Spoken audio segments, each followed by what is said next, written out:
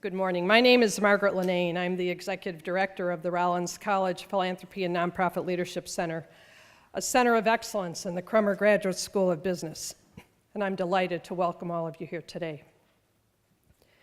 Each year, the Philanthropy Center provides education and management assistance for over 3,000 professionals who work in or with the nonprofit sector in Central Florida and around the country, assisting them in strengthening their effectiveness, leadership, and community impact.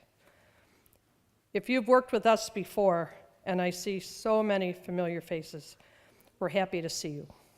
For those who we have not met yet, I'm glad that you are here, and I encourage you to get in touch with any member of the Philanthropy Center staff to explore how we could work together.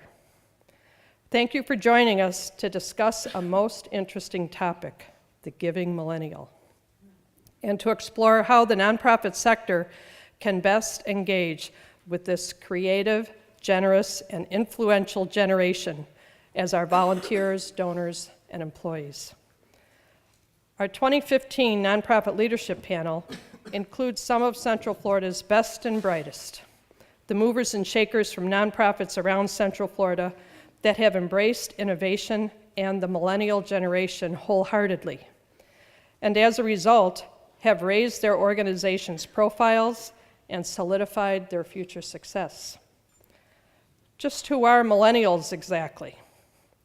A generation born between the early 80s and 2000s.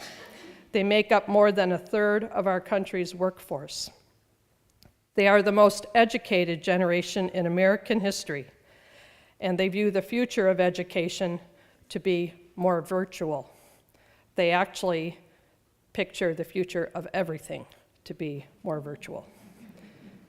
54% of millennials either want to start a business or already have started one. That's 54%. And 89% would prefer to choose when and where they work rather than being placed in a 9-to-5 position. They are an important part of our economic engine as current and future volunteers, donors, and employees. This generation places immense value in volunteerism, and they're more likely than any other generations to support multiple causes. Thanks to digital technology driving global and societal awareness and how we communicate, millennials are more inspired and empowered to make an impact, to know they have the power to make changes and become a part of something bigger. We'll actually explore that concept in real time during today's panel. Stay tuned for more from our moderator. In short, the opportunity for nonprofits is enormous. Our challenge is to cultivate their energy and passion into an ever-expanding base of philanthropists and nonprofit leaders, and that's exactly what we'll explore here today. To get our panel underway, I'd like to introduce our moderator.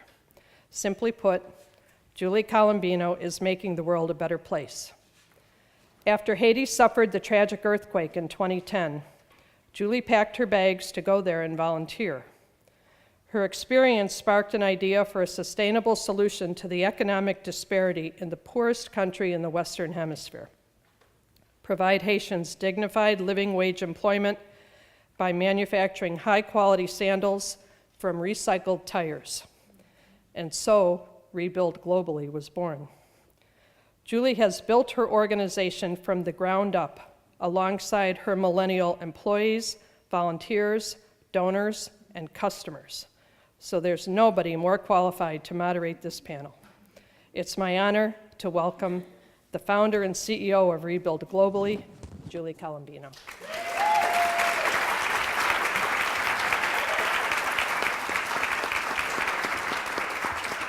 Well, thank you so much. It's funny, when they first asked me to moderate this panel, I thought, oh, do they think I'm a millennial? But it came to my attention that nobody thinks I'm that young. So I just kind of missed the mark. But it's my honor to be here, and I think everybody in this room and in the nonprofit sector knows that it's never one person that builds an organization and makes an organization. And so I have had the honor of working with some of the best and the brightest, both my expat staff and my Haitian team, are some of the most incredible human beings on the planet. And so it's just been really fun to watch the last 5 years grow.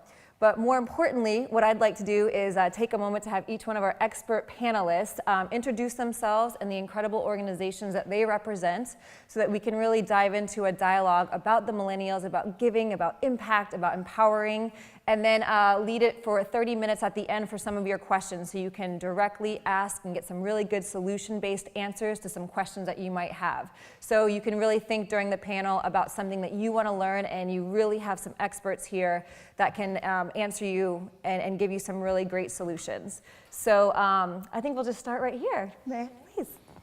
Good morning. My name is Meredith Beckemeyer, and I am the development manager at Ronald McDonald House Charities of Central Florida. So I think for today's purposes, I will start my introduction with saying that I am a millennial. So this panel is really important to me, both professionally and personally as well. It's interesting to me. So I do fundraising for Ronald McDonald House. We provide home away from home for families who have critically ill or injured children receiving treatment at local hospitals so they can stay close by and be a part of their child's healing process. So I do fundraising for them and dabble a little bit in the communications side of things as well. So that's me. Great. I'm George Wallace. I'm the executive director of the Orlando International Fringe Theater Festival, #OFringe24. The oldest Fringe Festival in the United States happens right here in Orlando, and we are exactly 18 days away from cutting the ribbon. So I hope that you guys are able to come out and join us, and we have a great staff and some great artists that are coming in from all over the world and will be performing, and I'm excited to be the only arts organization up here representing today. So thank you. And I'm Greg Higgerson. I'm the Vice President of Development at Second Harvest Food Bank of Central Florida. Decidedly not a millennial. Even in the back row, you can see the gray in my facial hair here, but I am in charge of fundraising and marketing for the food bank, and I've been there about 19 years. Got to work with Margaret Linnane for the first 8 of those years, and set my feet on the path to food banking for sure. Our organization, as you may know, collects that extra food in society and makes it available to about 550 other nonprofits in the community that are feeding people. Last year we did that to the tune of about 63 million pounds that moved through our operation into the community. And we're able to also add a number of other important programs that are helping people get the food that they need in Central Florida. So it takes a lot of support and a lot of people, and that's what we're going to talk about today.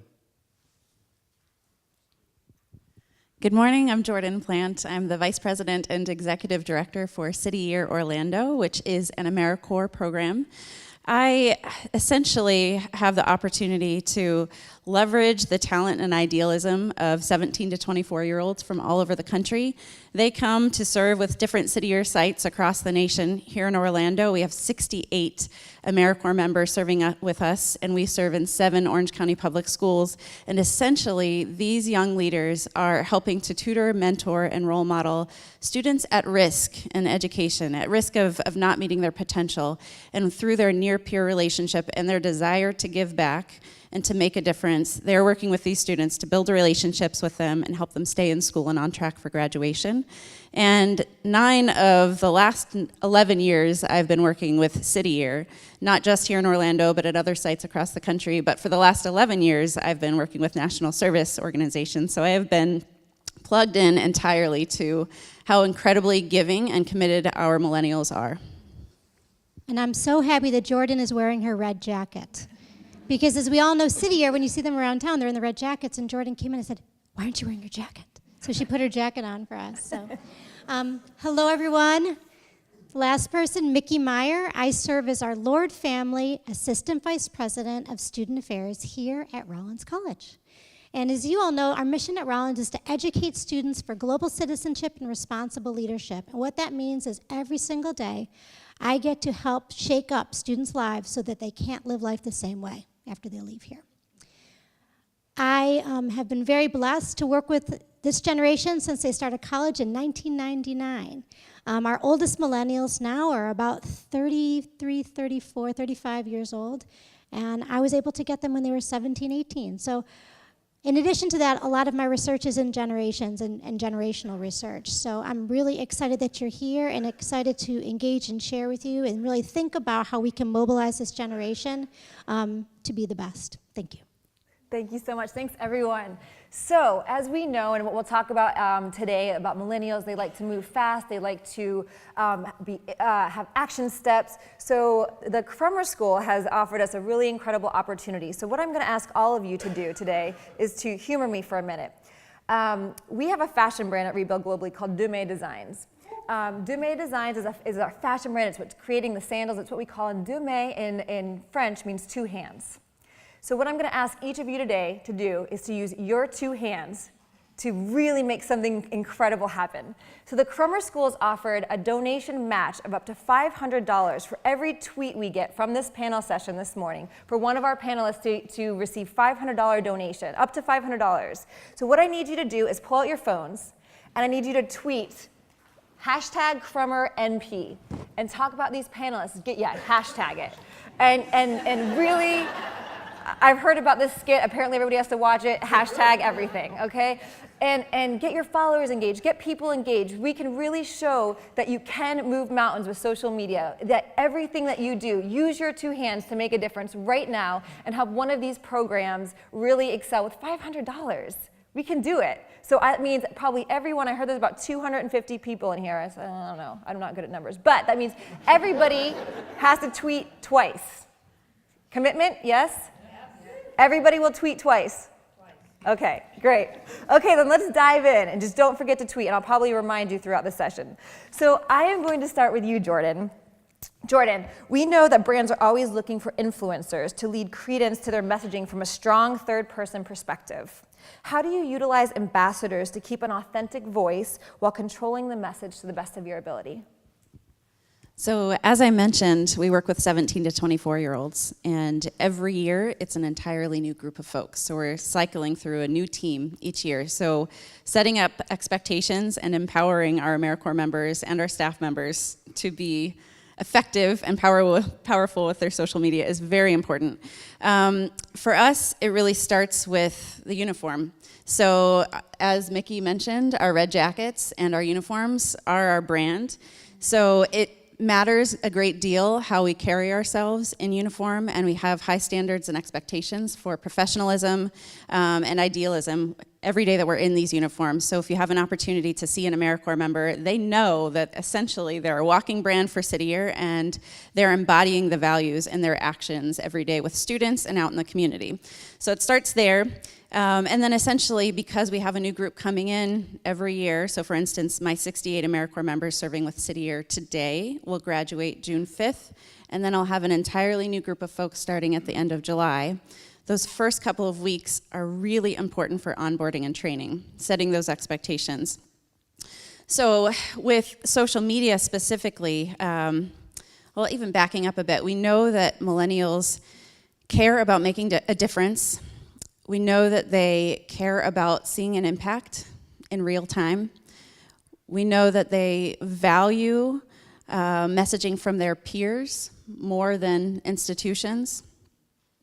And we know that if we provide support and guidance for those serving within City Year, they can really be the most incredible ambassadors for getting the word out about what they're doing and encouraging other like-minded folks like themselves to come serve with City Year and other national service organizations. So the training and onboarding is really important, and it starts with we have a very strong social media policy, and we roll that out right away.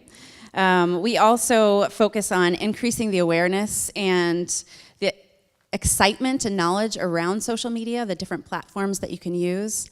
We also help our AmeriCorps members to understand the professional benefits to using social media, so not just for the service year that they are participating in now, but how can social media launch them into the next stage of their career. And we provide incentives. So a few years ago, we started a #MakeBetterHappen campaign, and we saw some amazing things come from that. The idea is that with this unified campaign with nearly 3,000 AmeriCorps members serving with City Year across the country. They have one campaign and one hashtag that we're driving them to, and it's giving those folks the chance to provide real-time stories about what they're seeing with their students, the impact that they're making, and that in turn inspires their friends and family members and helps people understand what they're doing. And it kind of provides some unity across the City Year sites and across even in Orange County Public Schools. We're in 7 schools, so those AmeriCorps members serving at different schools can connect with one another and share excitement and joy and motivation with one another. Additionally, we were able to take this hashtag Make Better Happen campaign and leverage it so well online through the various social media platforms, but then take it offline too. So we had these short phrases or stories that our AmeriCorps members are sharing, and oftentimes pictures, and then we can use that for TV, radio, print, and then it's an authentic message which resonates very importantly with millennials as well. They want something real, and they want to, again, hear it from someone kind of their age, someone that's involved in something that they might be interested in. So those have been some of the key steps that we've taken. That hashtag Make Better campaign made a really big difference. So in 2013, it actually helped us crack onto the top 100, Universal's top 100 ideal employers list. So the last couple of years we've been on that list now, and it's provided a common language as well, year over year, for both our AmeriCorps members and our staff members serving with City Year. Thank you, Jordan. I mean, you touched on so many important topics, and I kind of want to talk to you, George, a little bit, because you did something using a hashtag campaign as well, and I think it includes beer. Yeah, that's the one yeah, thing that it I'm does. remembering. So. Yeah, well, first of all, we had to figure out what was relevant, and we used Foursquare a few years ago, and Foursquare is not as relevant now as it was back then, but we found that with each check-in on your phone using Foursquare, we found a lot of people checking into our beer tent at the Fringe. So the next year, our marketing team got together and we said, let's encourage people to come and promote the Fringe through that, and every time you checked into the beer tent, your 4th check-in, we gave you a free beer if you were over 21. So that really worked. So then we started moving on toward hashtags. So this year we have an all-day beach party on the lawn, Memorial Day. We've never done full Memorial Day programming. So this year it's hashtag Take Tuesday Off, which obviously is marketed towards millennials.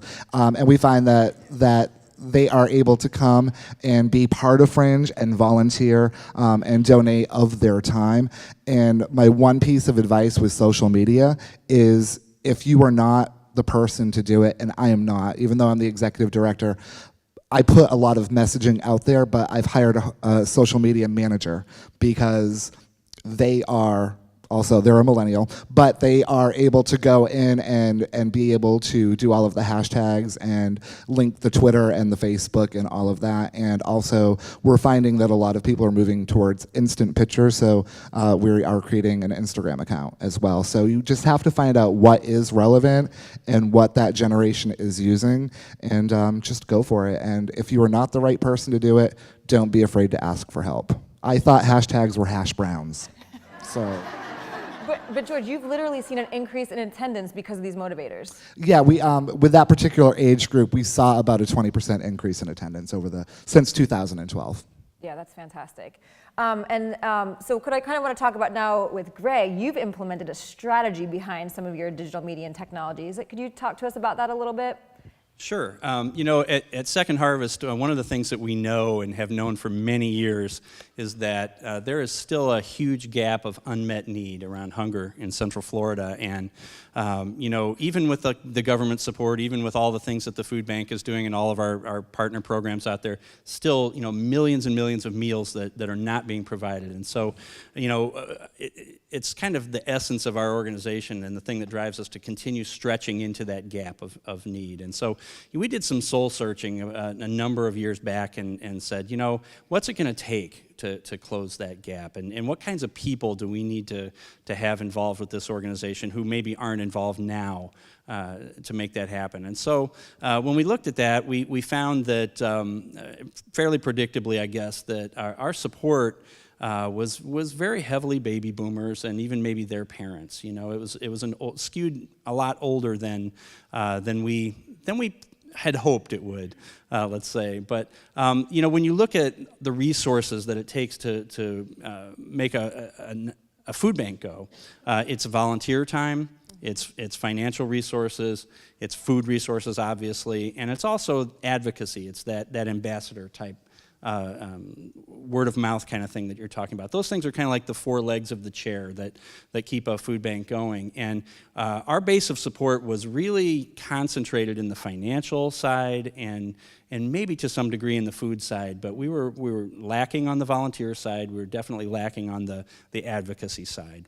And so, we looked at what we were doing around engaging younger folks, and we back then we had sort of a static information-only website and that kind of thing, and we realized that we had to be a lot more engaging. We saw people that were connected 24/7 to media, and certainly we weren't connecting 24/7 with them. So we decided to invest some of our community support in growing that digital connection, and we invested in a website that we felt was a lot more engaging, certainly told our story a lot better, provided a lot more of that instant feedback about what happens when you support this organization than we had before, certainly. And we began to grow our digital following a lot more quickly than we had been up to that point.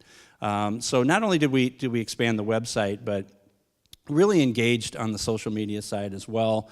Like George, I'm definitely not the guy to do that. So we, early on made another investment in somebody that is really good at that.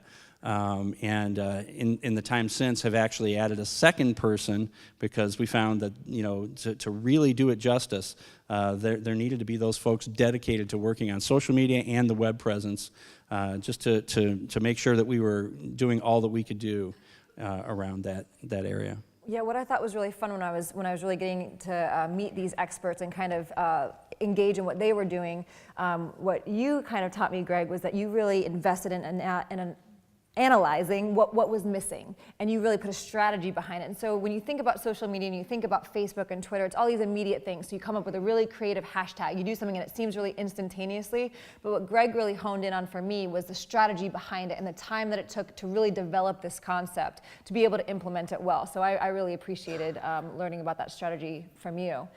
And so now those messages that really matter. Mickey, will you dig in for us and tell us what makes somebody share a post? What makes somebody like a tweet? Why does it matter? Because we all know if we've heard that if you put on what you're having for breakfast, no one really cares anymore, right? But what does make it move? What do these millennials search for? What moves that tweet to action? How do you do it, and what are you finding in the generation that you're working with? So here are some of the foundational principles here. If you think about, Facebook started a little over 10 years ago, when millennials were in their sophomore, junior year of college, using technology like your phone to take photos, about 10 years. So our millennials have been growing up chronicling their lives on technology. And when Facebook first launched, there were no imagery and photos, it was just status updates. But when I was young, my chronicling maybe happened in a journal. What we're seeing is, with our young people, it's happening in a very social way and in a very integrated way. So this idea of authorship and sharing life's work and life's story is happening in very purposeful and meaningful ways. And I want to give you an example of this. It's great that I actually got to speak after Greg on this.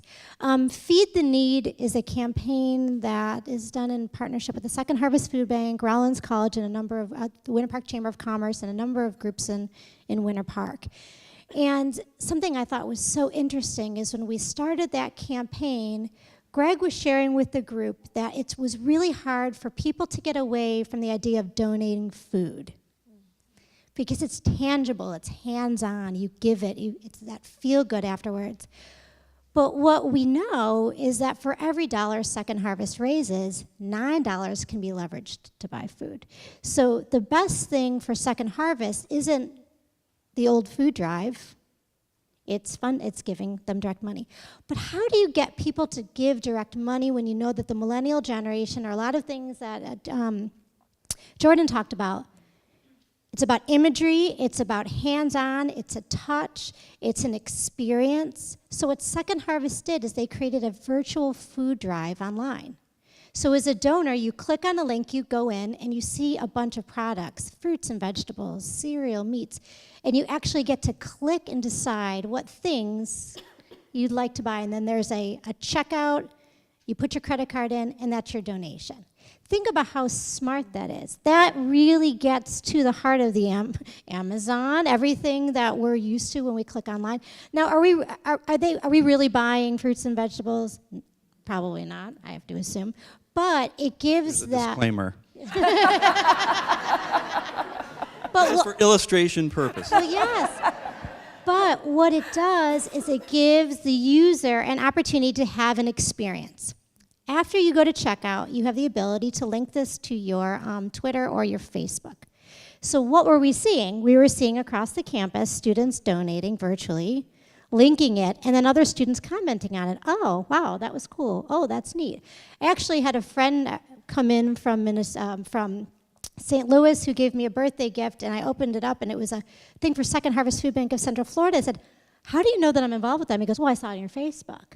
So we're seeing the chronicling of stories, the chronicling of lives, and to really put your hands on that is important. The other thing is photos, pictures, anything that you can do to create an experience that can be shared. Another quick example, if this is okay. Great, please. I had a group of students from Rollins 2 weekends ago that went to Jupiter, Florida to work with a marine restoration organization. And they went for service. Now, the other thing, if you look at the research on the Millennial Impact Report, the Case Foundation, millennials see giving, financial giving and service is the same. So they went down to participate in service, probably not thinking that they were going to give financially. Well, they went to an organization, they learned about the organization, and at the end there was the opportunity to adopt a turtle.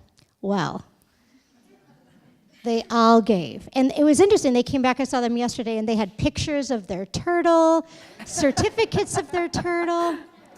And then I felt bad because I started pulling that apart and saying, wow, is this really your turtle? Yes, this is our turtle. But think about how brilliant that is. They had stickers, they had badges for their Facebook. It gave them an experience. It was something tangible they can hold on to, where the organization could have said, hey, we'd love everyone who volunteers to give a donation. But they linked it to an experience, a turtle that students then can share on Facebook. And guess what they said? We want to go back next year to see our turtle and to continue to get involved.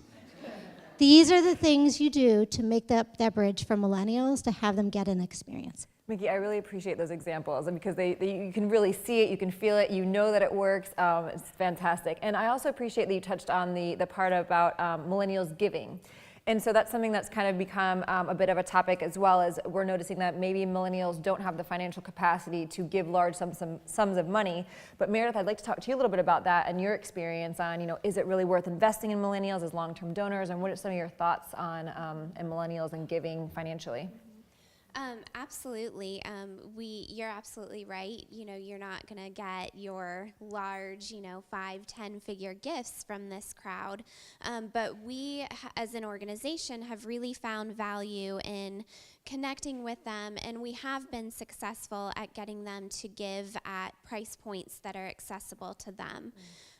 So one of the ways that we do this, we have a young professional committee called our Key Initiative Committee, and our organization started this back in 2008, which, I think we realized that not only, millennials are obviously up and coming, Orlando is a really, really young community itself. So it was important to us to be able to connect to the community in that way. So we have this young professional group. It is millennials. And what we've done, we actually have a staff liaison, one of my wonderful colleagues who is a millennial herself, so she's really able to connect with them. But we give the committee ownership. What they do, they actually implement 4 fundraising events a year for Ronald McDonald House. These are not your, galas or your events where you're paying, $250, $300 a person. These are events that are created at an accessible price point where millennials feel like they can come in and be a part of it. We found that millennials really like events. That is actually conflicting with some other earlier generations who are not as excited about giving up their free time. But what we have found with the events is they want to have fun. So kind of going back to the turtle, not only do they want to support a great cause, they want to do so in a way that's fun, that's active, they're with their friends, it's engaging. So we do things like that we would never do with our other generation donors, like a scavenger hunt, racing around. That even sounds fun to me. Oh, it's really fun. Well, you can be an honorary millennial. Yeah. I think, thank you. I meant it as a compliment. So we engage them, not only is it this active, fun event, they are hashtagging, George, hashtag? Yeah. They're hashtagging and taking pictures throughout their experience and posting them. So they're sharing with their friends who are there with them in person and with their friends online as well. What we have tried to do as well, we want to have these fun events. We want them to get excited, get involved, but we also don't want to lose the connection to our mission. We don't ever want them to be coming and just, having fun and forgetting why they're there. So what we have done is actually incorporated a former family who has stayed at Ronald McDonald House coming in, talking about their experience, and we're doing a little mini ask. We ask our families who stay with us to consider a $20 donation per night. By no means is that required. In fact, about 70% of our families are unable to pay anything, and that's fine. So what we're doing at Key Initiative events now is actually doing a $20 ask.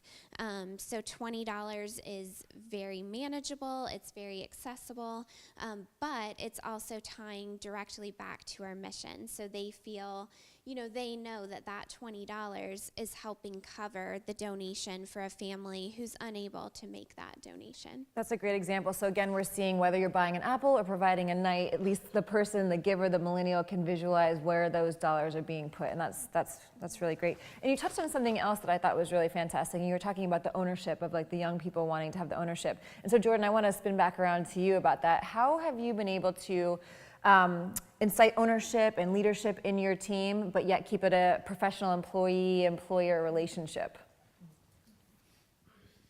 Thanks. So it's a fun balance, first of all. And like I said, when you have a new group of folks coming in to serve a full year with you, you have to very quickly get to the basics with each other. So when our AmeriCorps members first start with City Year, the first couple of weeks we're really focusing on providing training for them, learning opportunities so that they really understand what City Year is, what our mission is, what our expectations of them are, learning about our community, the needs of our students and our families, and then how we actually implement our service model so that we can make a difference for those students and families. So it's a lot of training initially, and that kind of training, we work to differentiate it so it's fun, engaging. Sometimes it's sitting in a room like this and listening to instruction, and a lot of times it's getting up, moving, working in small groups, having discussions and asking questions as they go along. But we tier the process of how we engage and empower our AmeriCorps members throughout the year. So again, at the front line, it's a lot of providing them with, this is what we are, this is what we do, this is how we do it, this is your role. And then as we shift into the first couple of months of service, as they're in schools, working with students, getting their feet wet, we start a town hall forum opportunity where we invite all of our AmeriCorps members and our staff members to submit questions to my leadership team. So they're thinking of questions in advance, and my leadership team, we have a chance to review those in advance to get a sense of where is our group, what's on their mind right now, what's important. And in this town hall forum, we answer those questions for our whole site, all staff members, all AmeriCorps members, and they have a chance to ask some follow-up questions as well. But then as the year goes on and they're getting really comfortable with their service and their day-to-day implementation, we make it more of a dialogue. So when we come together as a town hall, it's really more of a discussion back and forth. So they're more settled in their roles. They have a lot more input. They have a lot of ideas. They want to make sure they're heard. And one thing that we know is also really important is that millennials want their voices to be heard. And they want to know that their voice is not only heard, but it's valued. So we have to be very intentional about how are we letting them know that we're hearing them, we're asking input from them, asking for feedback, and then how are we actually taking action steps to implement what feedback we can. So again, it's that tiered process of the initial trainings, then the town hall where they're submitting questions, then it's more of a dialogue, and proactively, consistently throughout their experience, asking for feedback. So we give them feedback all the time. They're observed in their daily service by their direct staff member and then by their peers, and they also give feedback to their peers about what could you be doing better with this student? I saw this interaction. So we try to make it a culture where they're used to giving and sharing feedback. Which makes them feel invested in their work. It makes them feel as though they have a say in what's going on. And they feel that way because they do. They have a say in what's going on. Their perspective is really important. However, it's also the balance of our staff members. We see the cycle, we have the long game in mind. We know what the cycle of their experience, what it looks like. We kind of know the ebbs and flows of their service year. We know the times that things are going to be really stressful working with their students and in their schools, especially around testing. So while we're asking for feedback and input and providing all of these opportunities for it, we also have the long game in mind and know, okay, sometimes we're going to say, thank you for your feedback, but no thank you. And it's more about how do we say that? How are we giving them that feedback? And I found that the most effective way for us is whenever possible, providing context and the why when we can't implement some of the feedback or the ideas that they have. And when they do have ideas and feedback that we can implement, I want to highlight that. So whether it's in our weekly newsletter internally or at the next town hall forum, I'll start with the last time we heard you say this. And in response to that, we did this, and we've gotten your feedback that you're liking that a lot more. So I want to remind them that, yes, we've taken your feedback. That's also very important. Jordan, I really appreciate you highlighting, too, the fact that you can't always use that feedback and how there is that healthy balance and how to address that properly, because I think that is something, especially if you're seeing people cycle out throughout a year, maybe that is an idea that the organization had earlier, didn't implement for a very specific reason. It's a new idea to them, but it's something that's been heard. I know we used to make a joke in Haiti, we're like, if we had a nickel for every time somebody said, have you thought about, and I'm sure everyone's had that same experience. You're like, yeah, actually, but this is why it doesn't work, and you almost get tired of saying why it doesn't work. But I think it's really responsible to have a really great comeback, especially if you want to keep people engaged, and millennials are so excited about their ideas as we're kind of learning. I think it's just really great to have some tangible reasons why not, and the why, I think, really touched on it. And you mentioned something else that I'd like to kind of address openly to the entire panel, was about the culture that you've created.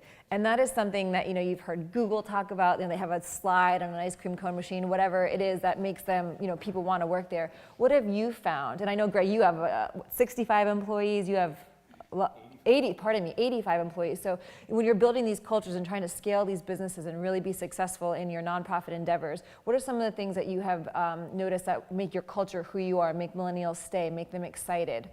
Well, one thing for sure is just right from the new hire time, you have to concentrate on that experience again and providing them, the hands-on way to get to know the organization. And at Second Harvest, we're a very diverse workplace, not only in demographics, but also in the kinds of jobs that we have. I mean, we have people that work in the office and work in programs. We have people who drive trucks. We have people who pull orders in the warehouse. There's a lot of diversity. And right off the bat, we like to structure the orientation so that new hires have a way to be exposed to all of those things during the first week. So they do kind of a rotation among all the different jobs in the organization, whether that's pulling the food orders in the warehouse for the agencies to come pick up, maybe riding along on the trucks who are going out and picking up from food donors and delivering that in many cases to our kids cafe locations that they'll get to experience, or that kind of thing. And what I find is that maybe even 2 years into their employment, I'll hear somebody giving a tour and say, during my orientation week, I rode on the truck and we stopped at Capitol Grill and got these steaks, and it was an amazing. They tell the stories based on that first week on the job, and so that's how you know that it's kind of working. And beyond that, I would say that it's important to have, as you said, all of the communications that allows them to feel engaged and feel part of the decision making. You need to try to keep the organizational charts as flat as possible and make sure that there's a lot of communication flowing throughout the department and throughout the organization. Does anyone else have anything? Mickey, please. So we know baby boomers and millennials love transparency. So when you talk about the communication, that's really, really important. We also know from research that where the boomers who are transitioning out, the number one thing for them was stability and tenure with the position. For millennials coming in, it's flexibility and mobility. So it's thinking about how do you create an environment and structure where flexibility and mobility is key. Providing opportunities for networking, bringing in other colleagues from other nonprofits to serve as mentors for your staff. Allowing work-life balance. We are seeing work-life balance. Gallup runs a number of studies on this, that work-life balance is so important to this generation. The oldest of this generation, these are young mothers and fathers.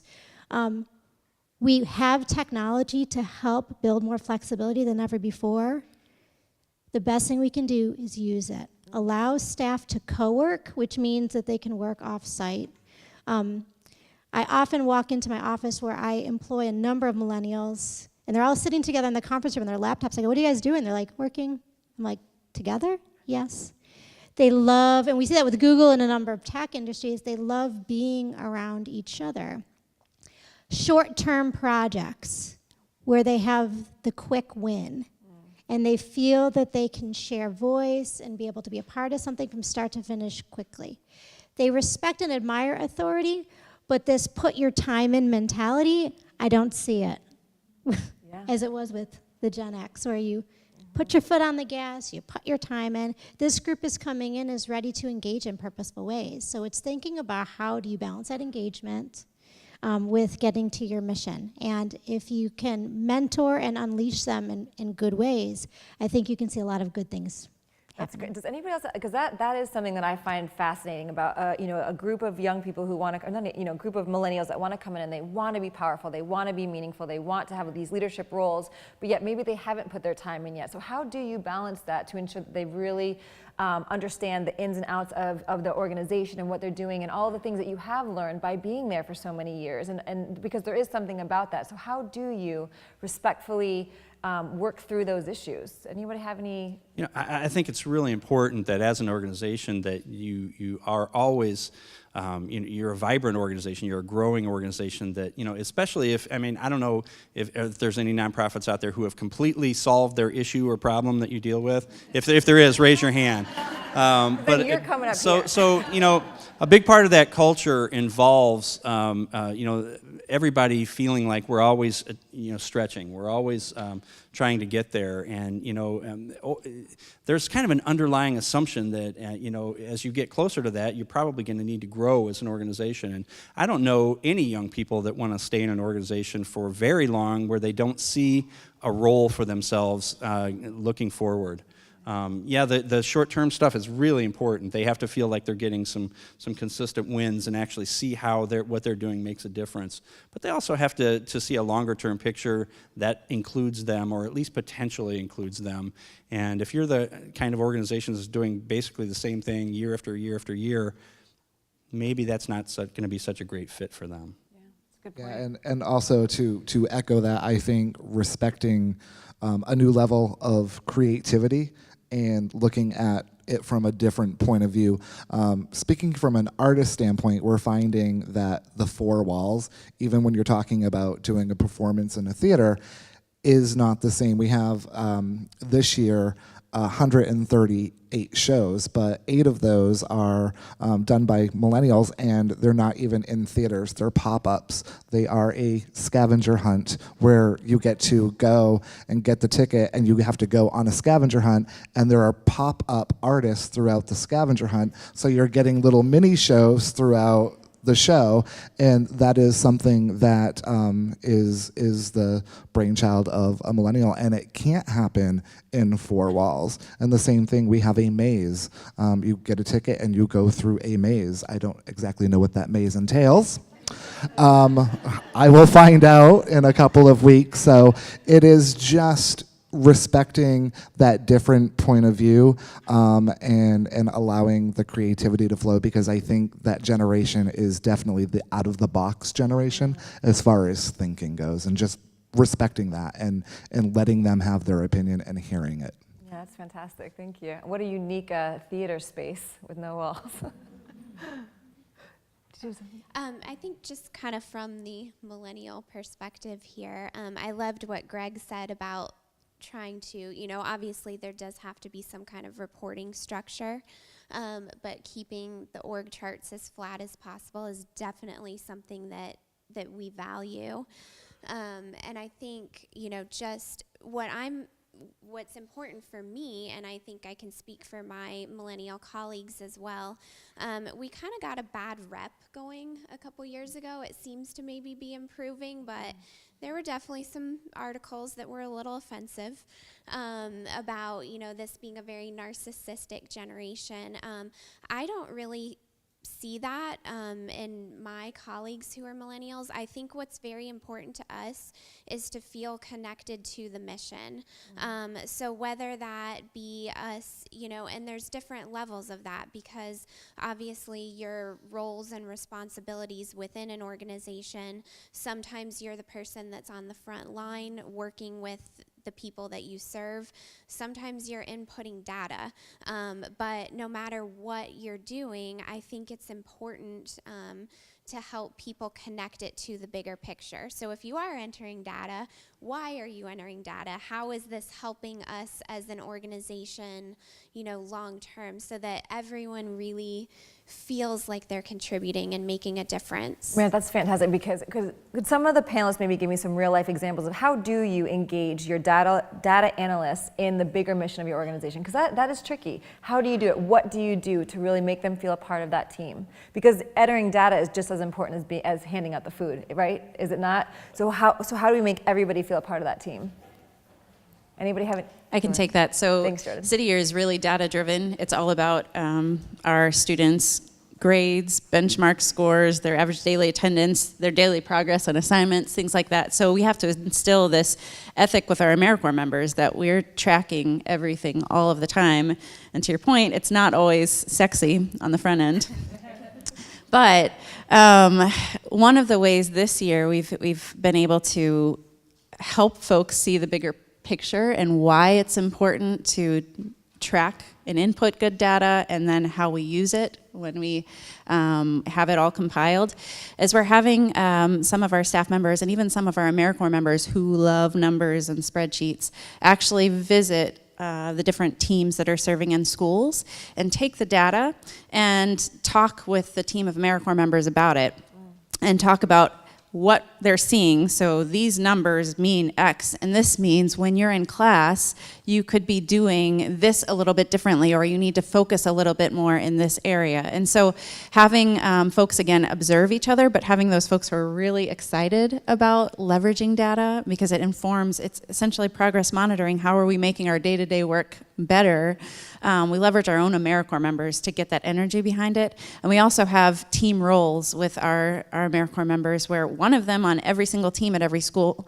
is an evaluations coordinator. That's their title. So someone is the community engagement person that provides tours at a school. Another person is focusing on what interventions are we providing in behavior. And one of them is focused on evaluation. And so we really work on each team to help figure out the team dynamics of how do you want to hear and learn from your evaluation coordinator? What does your evaluation coordinator need from you?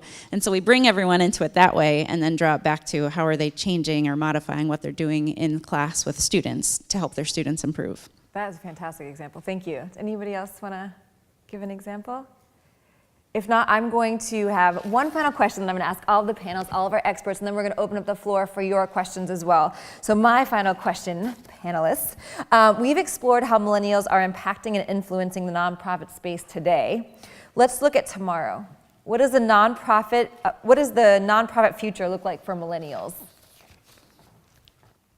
Well, I think one of the things is cultivating this generation, because you had a really great point. While maybe they're not able to financially give in the future, they may be able to. So keeping that relationship and keep the message alive and keep sending out that information to this group is cultivating. I started as a volunteer with my organization. If you have a volunteer base that is millennial, make sure that you are engaging them and keeping them engaged. We're a once-a-year festival, but we engage our volunteers, we engage our donors year-round because we have to. That's a great point. You are once a year. So how? What do you do to engage them for the rest of those months? Is the festival 1 month long? God, are you trying to kill me? Oh, sorry. It's 2 weeks. 2 weeks, sorry. It's 2 weeks. 2 weeks. Well, we have actually year-round programming now, and one of the things that we did this year is tap into local high schools, and hopefully that will be a whole new program. And again, that is a young age group that in a few years they're able to come back to the festival either as an artist that they've already performed in, maybe a volunteer, hopefully a donor, or an engaged audience member as well. So looking at that from an artist standpoint, you want to engage millennials because they are buying tickets to the shows as well. So it's kind of unique there. Yeah, fantastic. I think it's interesting because I feel like maybe just because they've grown up, or we've grown up with seeing things in the news, maybe there's a little bit of skepticism and mistrust sometimes, so with organizations. So I think this kind of goes back to why transparency, I think, is so valued, because there's not necessarily the given that nonprofits have had in the past that, oh, you're a nonprofit, you're doing this great work. Right. So I think what's also very important, they're looking really closely to see if I am going to be giving in the future, where am I making a difference? And I think we'd had a little prior discussion about how millennials really like to get involved with things that they think are successful, because they want that win. So they want to, get involved with things that they feel like they can make a difference, but they feel like it is a successful organization.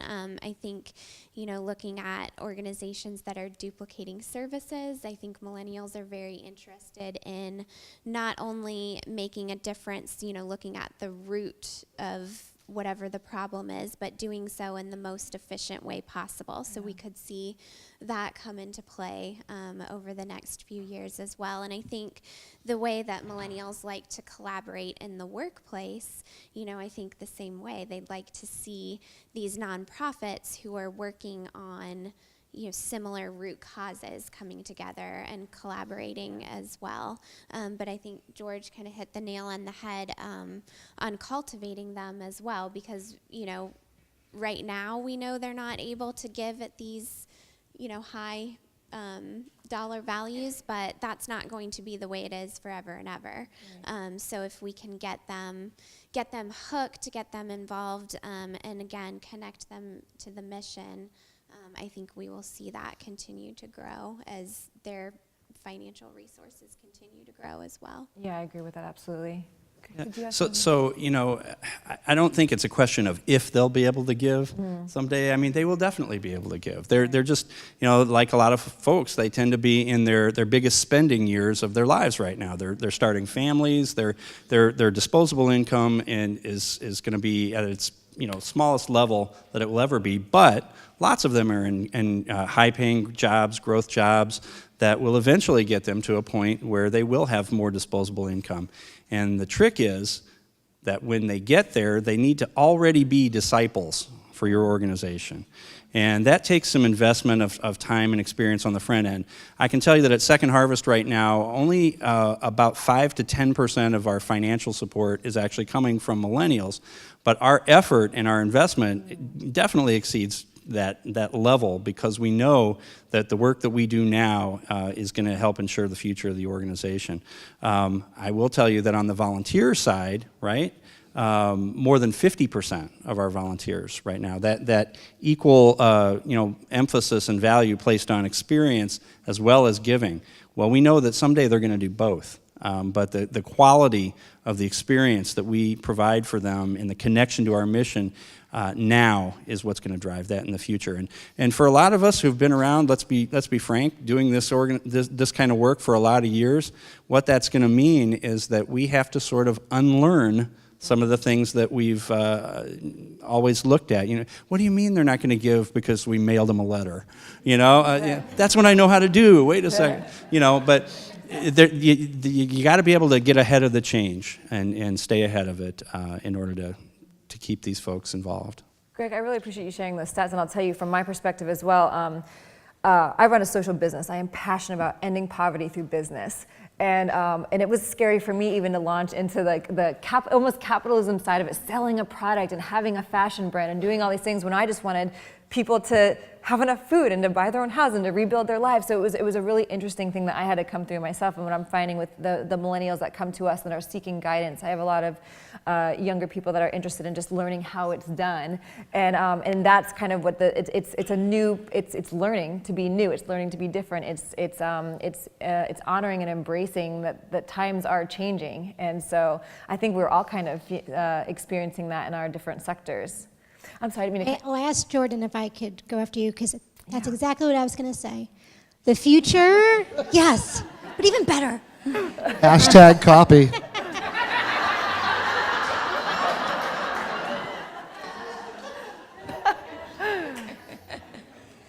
I think the future is the impact sector.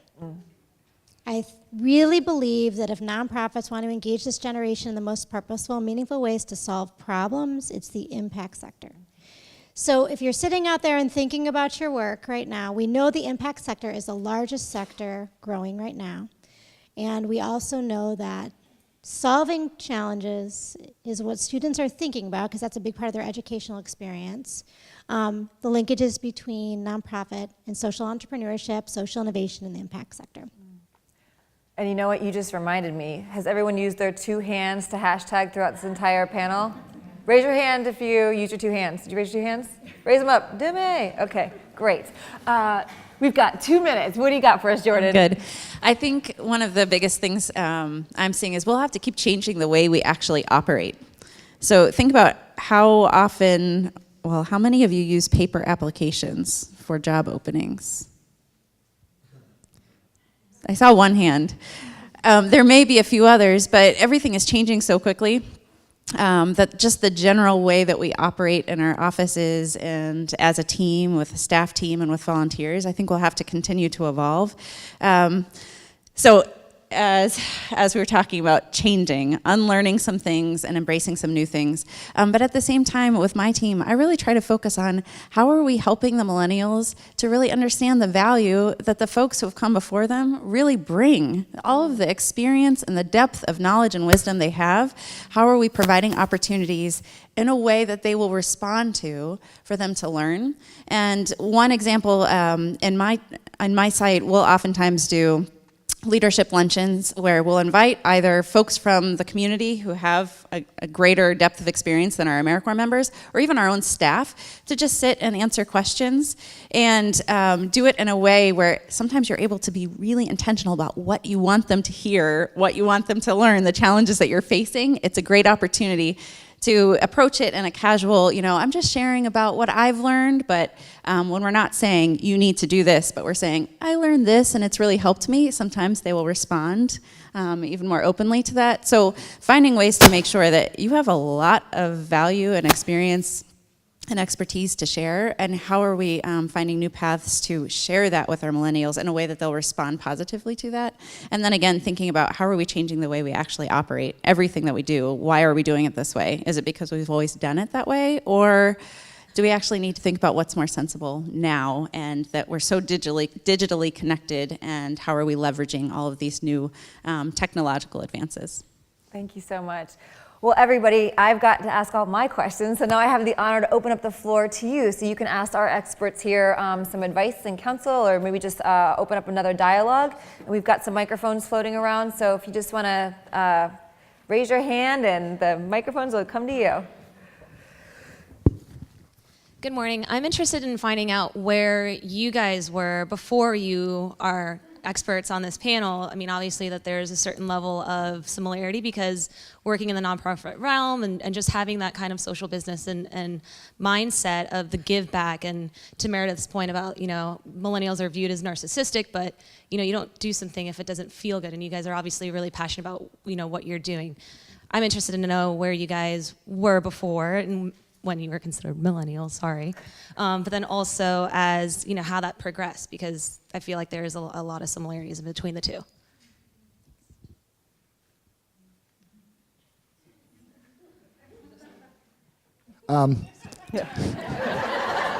Sure. I've always worked in the nonprofit sector.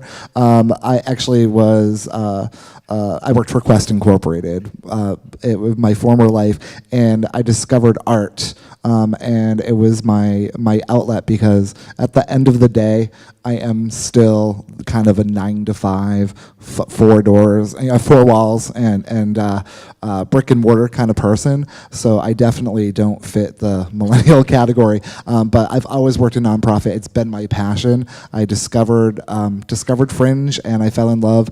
I started as a volunteer when I was much younger, and that was 13 years ago, and here I am today. So yeah, I've always worked in nonprofit. I don't think I could do the whole 9-to-5 work in a bank, suit and tie thing. It's not me.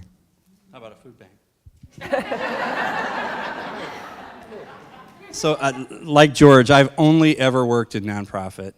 Straight out of college, my first job was with a nonprofit that I worked for 10 years before coming to Second Harvest Food Bank, where I've been for 19 years. So, and so you may ask the question, well, why do you stay in the same thing? After what I said earlier about it, you wanting to. Well, and the reason is because literally every one of the 19 years that I've been at Second Harvest Food Bank has been a new challenge. We've moved that ball forward every single year, and the department has grown from essentially just me and Margaret before me doing the fundraising to now we have a team of 8 people.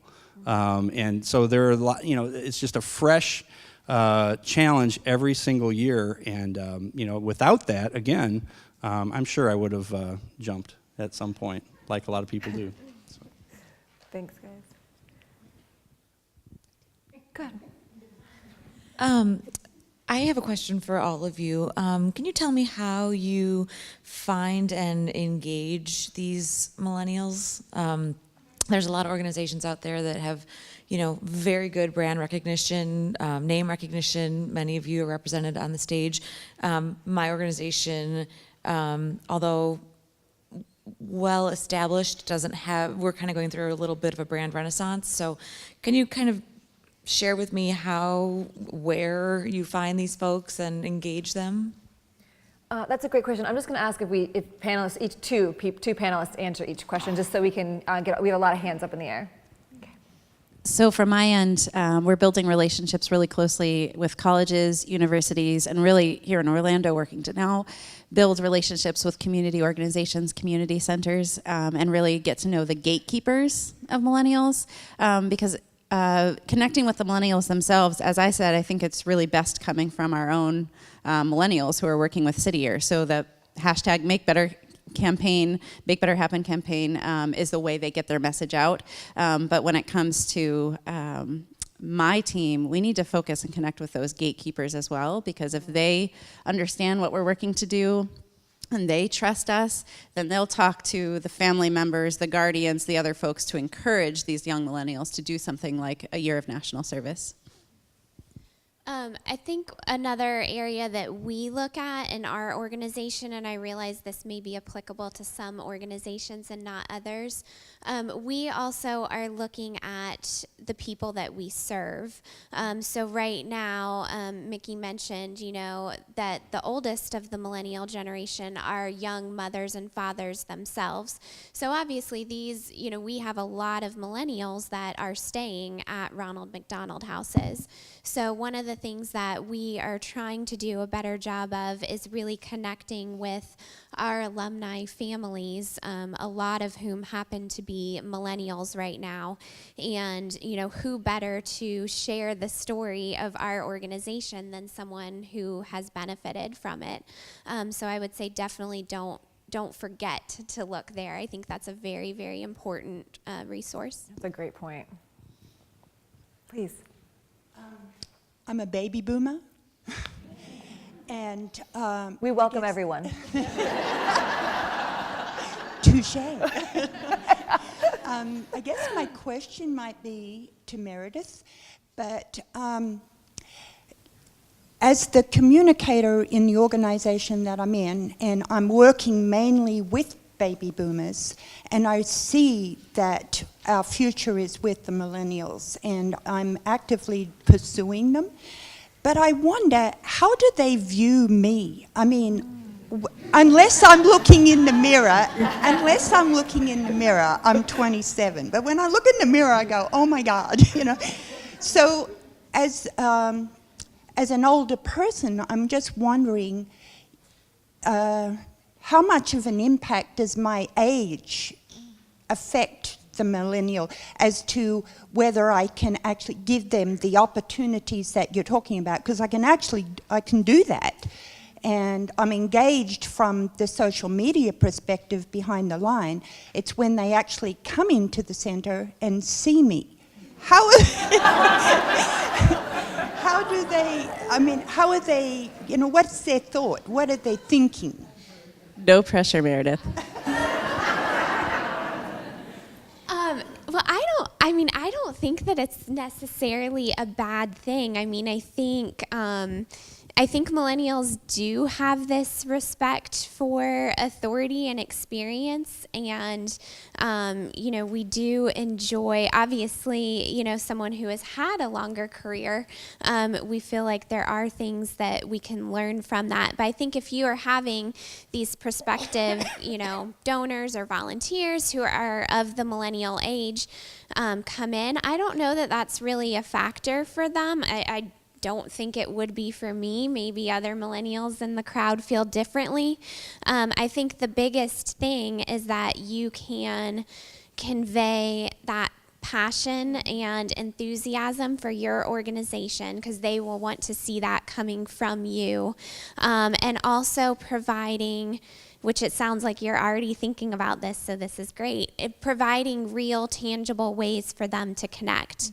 And maybe, tap into areas that are of expertise to them. So, we know that millennials are great in the digital world. So, I think about not just your traditional volunteer opportunities, but do you have opportunities for millennials to help you with a social media campaign, or something that's maybe not the traditional, coming in and, sitting behind a desk and doing a volunteer project, something that they can do kind of on their own time and resources. But I don't think you need to be too worried about how you communicate or how you view you, how they view you. I think it just all goes back to that, passion and enthusiasm, and present a mission that they can connect to and get involved with and have fun with.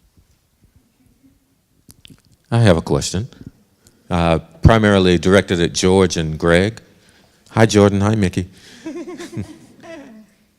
You talked about, and I got the message, hire a social media manager.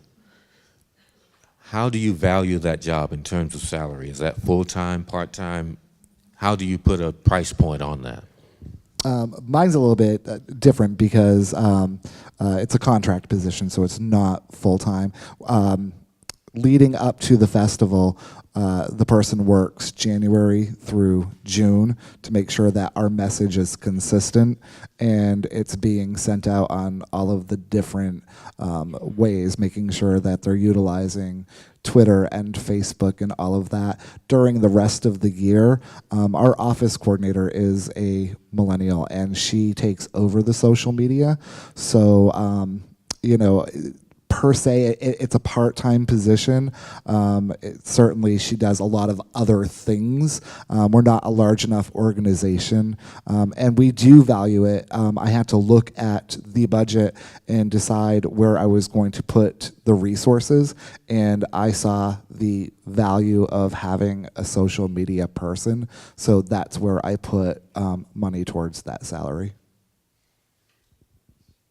So for a long time, we've kind of looked at our branding and our marketing in the community as sort of the squeaky wheel theory. We want to be out there as much as possible, and the way that we've set up our approach to that is to make our web presence, our website, kind of the hub of that whole process, so that everything else that we're doing is driving people to the website.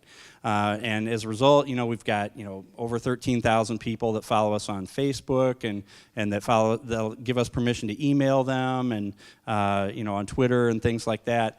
And so when you talk about valuing that position, this is somebody who's managing really our best foot forward. This is somebody that's taking care of that on a daily basis. And that's valuable enough to us to be a full-time position. We went out and found the best person that was already doing this for another organization and doing it in a way that we thought was really great, and managed to I don't want to use a bad word, but yeah, so we managed to attract that person to the food bank, and and over time, as that role grew even further, we found that we needed to add yet another position. So again, it's about investment, because what she manages affects all of our overall mission in so many different ways. Not only in online giving, which continues to be a really growing area for us and represents more than 10% of our revenue now. But just in engaging, new people, new volunteers, new support in general. The nonprofit that I work with, our millennials are our target age as far as young moms and dads birth to age 5, which the senior management of our organization are nowhere close to being millennials and not very comfortable in social media. So how do you kind of open up those eyes to focus on engaging millennials as those with young moms and dads at the age group that we work with, but also from a financial and volunteer standpoint? Why aren't they here today? Just a quick answer. If it doesn't happen organically and naturally with people like you, maybe it's sending information. Forbes ran a great article the beginning of April about millennials in the workplace, maybe sending some information, but where you'll start to see over time is dips in your fundraising. And maybe that'll be the turning point. But I would just say, if you can become an expert and continue to send information, maybe willing to give a recap of what was discussed today could be helpful for them. And I am a very proud graduate of the Rollins Philanthropy Center. And actually, really quickly, the social media, why I decided to hire somebody is I actually took a social media class. I never met a selfie I didn't like to take. I am a self-proclaimed Facebook guru, but I took a class and I was like, wow, I really don't know anything. So I decided that that's where I was going to invest the money because I see the importance of it. So send your management to Rollins, send them to the Philanthropy Center. And if they don't want to take a class, I'm sure if they go there, there is information that they can pull. There are a lot of articles and everything that is written about that particular subject. So the information is out there. You just have to get and share it. Hi, I had a question about social media policies. Right now, from everything I can hear, we're encouraging more people to communicate about an organization when perhaps in the past it may have been concentrated in just a couple of people. The other thing is that communication is happening much more quickly, and it can have a much bigger impact and can go viral very quickly.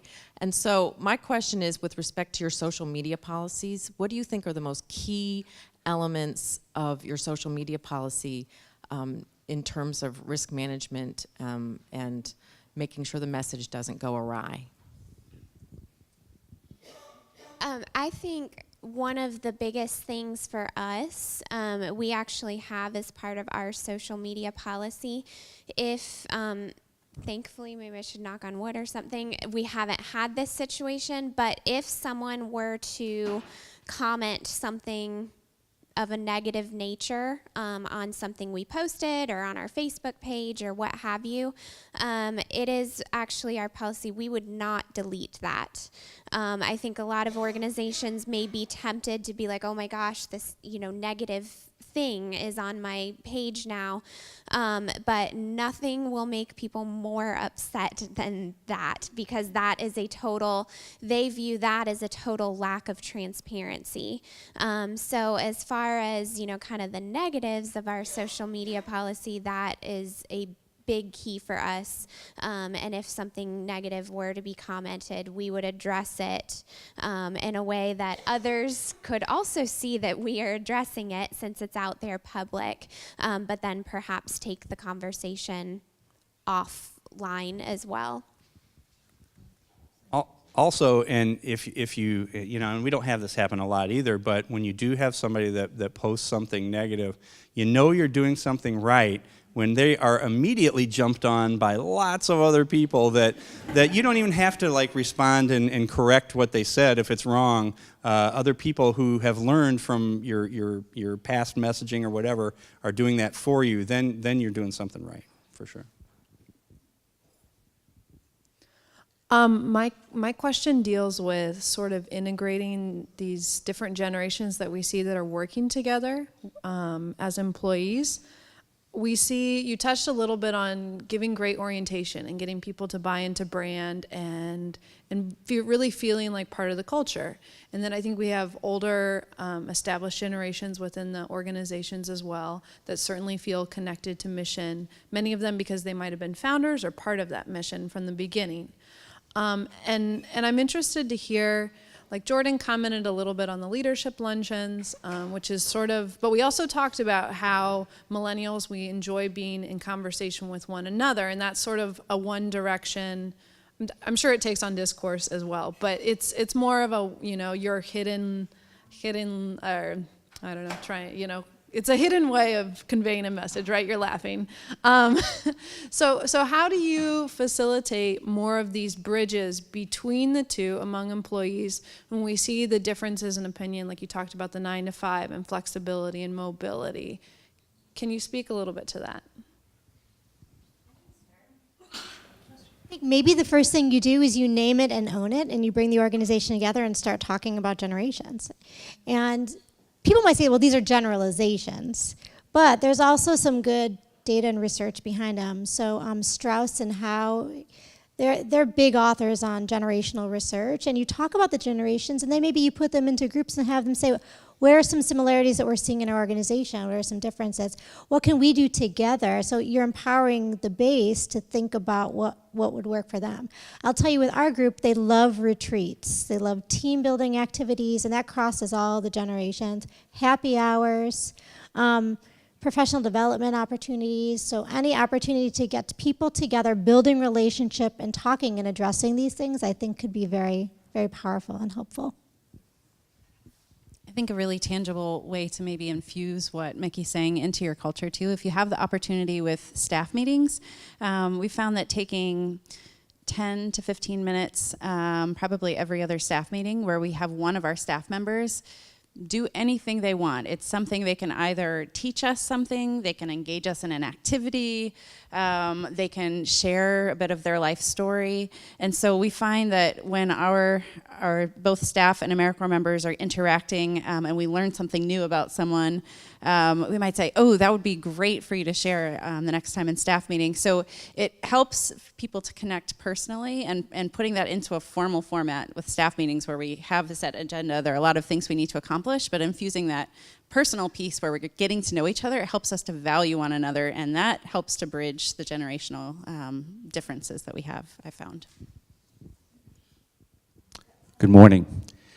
I'm a retired executive of a national, hi Jordan, of a national veterans organization, but I advise corporations on hiring the returning veterans, who a lot of them are millennials. And there's a trend coming that I think that business practices should become the nonprofits.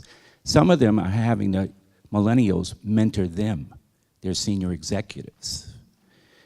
They are learning more that way. It's something that I just throw out there. I go to Atlanta, I go to New York City, I go to Washington, D.C., and I'm hearing that. I'm hearing actual nonprofits picking up that idea. So I just throw that out to you. Anyone have that experience yet? I know you have the town meeting, Jordan, but what about the mentoring coming from the millennials to your board members, to your staff? Love it.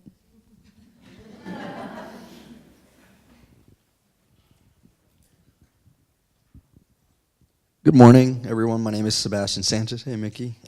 Thank you, Rollins, for hosting this event. Thank you, Julie, for being a panelist on here, a moderator. And I work right now with the Hispanic Chamber of Commerce, and I am a millennial. And it ties in with a lot of the questions that we're asking right now, social media as well, especially with what Vicky said. So it would be vice versa on, as a millennial, I've been trying to, and I'll continue to do this, is trying to find a connection with these well-experienced leaders. And so from your advice, what would be the advice that you give us? Because I know that oftentimes I want to get mentored, and I do get mentored, but in reality, I want to make that, what we're trying to get from social media, that connection, that human interaction, and actually hear your experience. And how should the millennial approach these leaders that are well established? Thank you. That's a great question, and I get emails from students all over the world that want me to read dissertations on different things, and I think that that's wonderful. My door is always open. Here's the advice for me personally: just send me an email or call me, and I will be more than happy to sit down with you over a cup of coffee, go to happy hour, and talk to you about my organization and what we do and how to get you involved, because I know if you get involved and you believe in our mission, then you're going to tell a friend who's going to tell another friend. And it's just, don't be afraid to approach us old people. Just call us, email us. Anytime that I can sit down and talk about my organization to an audience, I am more than happy to do so, whether it's an audience of one or an audience of 1,000. Yes. Good morning. I wanted to ask if you have encountered any positive and negative feedback on this generation as far as giving due to the downturn of the economy, and then how how have you linked, for example, corporate brands to your cause and using the millennials and the corporate brands that they utilize?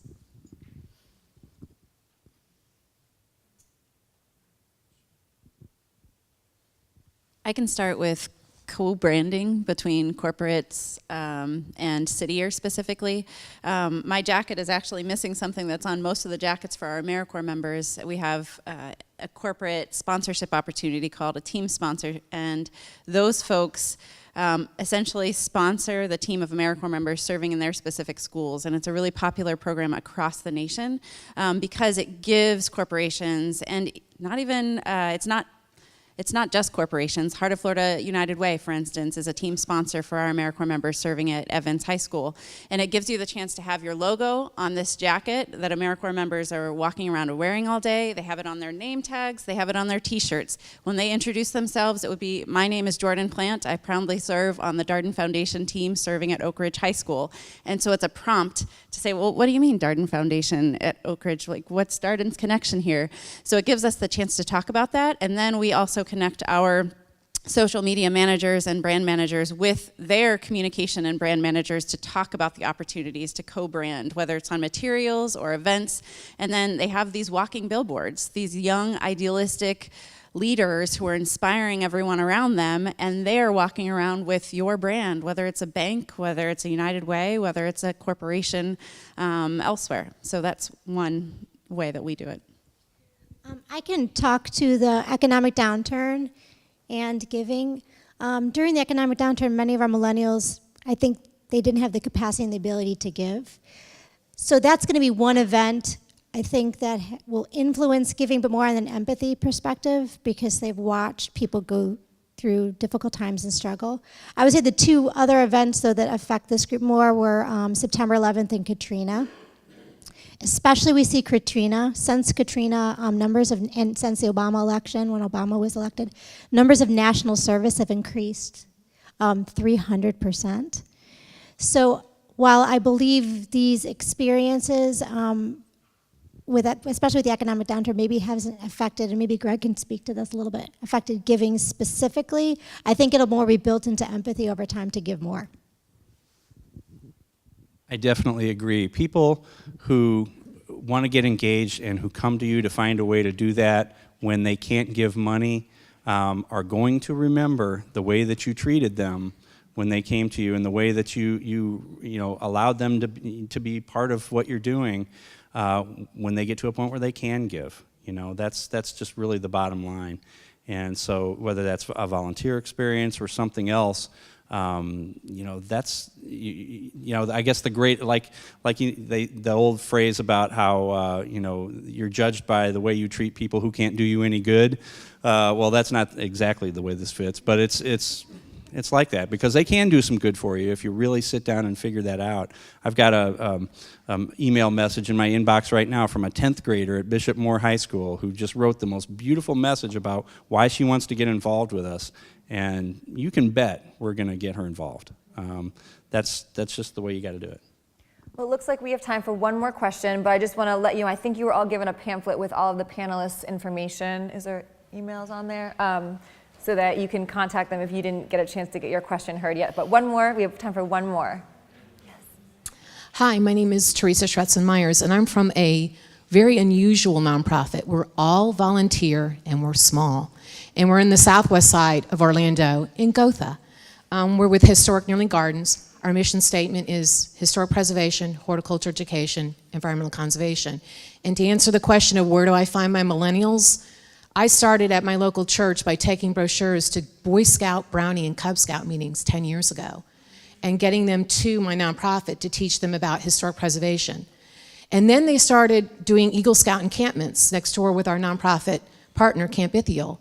And so we'd bring the scouts in 30 at a time to tour a National Register historic site. And I would pitch to them, I have this cistern that needs to be preserved. I have this tree that needs to be uncovered and restored with an arborist. I have this lakefront restoration project that needs to be done. And one by one, the scouts have come back, Girl Scouts and Boy Scouts. We've done 15 Eagle Scout projects. We have 8 more to do this year. We have done 3 Girl Scout Gold and Bronze projects, and I'll be working with Girl Scouts on Sundays. So they're there. They're out there, and they want to do community service learning. They want to learn. They want to get outside. They want to put their hands on something tangible. So it's been a good partnership for us, and I'm going to give up one of my secrets. Look for your Girl Scouts and Boy Scouts and your high school students. They want community service learning. They want to know. They're hungry for information, and they want to get outside. They're all hooked into their computers, but they're not outside anymore. And so if you can give them an opportunity to make it real and get them outside and put their hands on a tree or put their hands on an environmental service project, they love it. But my question to you guys is, we're now open. We have open garden day and open volunteer days every first and second Saturday of the month. And we're at the point now where we're spending most of our time there now. It's not for me and for some of our board members. It's become almost a full-time position. We're volunteers. We're not paid. And now it's time to ramp it up so that we can actually be reimbursed for the hours that we're putting in. Where do you go? What foundations can you do? Where can you go to ramp it up to the next level? Go to the Philanthropy Center. Seriously, that's the best place to start. We're taking all the classes on grant writing, fundraising, but I'm talking about local foundations that will fund your operations and your administration. I believe there's a database, and at the Philanthropy Center, there's a database for that. So yeah, so I would just really encourage you to continue to research that, and maybe we can have another conversation because we are running out of time, unfortunately. But I just want to take an opportunity to thank all of our panelists for all of their insights.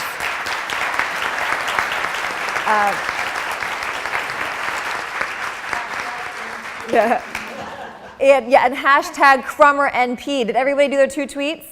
Do we have a final number of how many tweets were given? So we're still tweeted? calculating the tweets. We are definitely over 200 at this point. Yay! And we did do a random drawing to see who from the panelists on the stage would receive the donation, and George, with the Fringe Festival, your organization, will receive a donation.